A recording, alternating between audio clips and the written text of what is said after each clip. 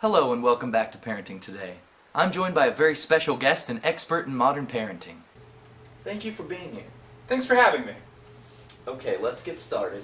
We've got a letter from a viewer here who's asking, I have a newborn that's only a few days old and he won't stop crying. What should I do? That is a great question. Now, newborns have just come from the womb. In there it's very tight and comfortable for them.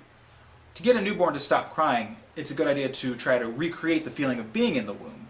So what you do is you take a pillow and you put it over the baby's face and apply a good amount of pressure. The baby may struggle for a little while, but after a moment he'll recognize the feeling and start to relax. He'll be so relaxed, in fact, that he may stop moving altogether. Wow, excellent answer. Okay, let's move right along then. Let's say you're going out for the evening, you can't find anybody to watch your child. What's a good alternative to a babysitter?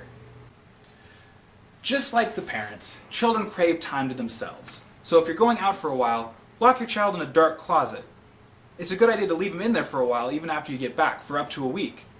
After not eating for several days, the child will begin to hallucinate and go on a spirit quest. If he's in there long enough, he may even reach a state of mind that the Buddhists call nirvana. Now let's say the child gets sick. I hear that parents have better instincts when it comes to treating their kids than doctors do. That's true. Never go to the doctor, ever. Don't even use a thermometer. If you think your child might be getting a fever, just use your finger to take his temperature. So you just stick your finger in their mouth and see if it's too hot? Actually, the rectum would be more accurate.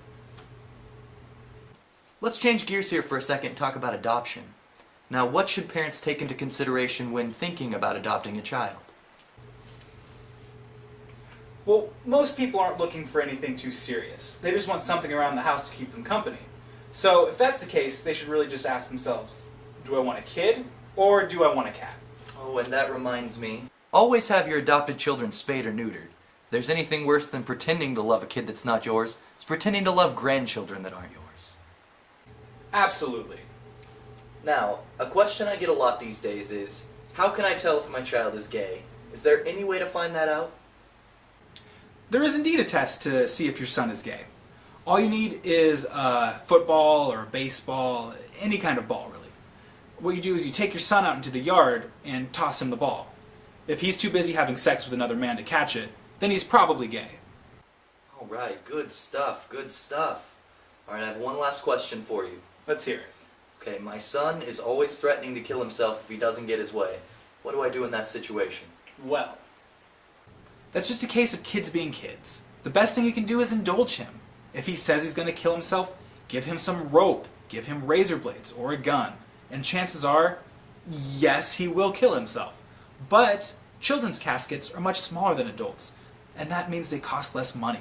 And if you have to bury your kids, why not try to make it as cheap as possible? Well, that's all the time we have for today. I'd like to thank my guest, and to all our viewers, goodbye then.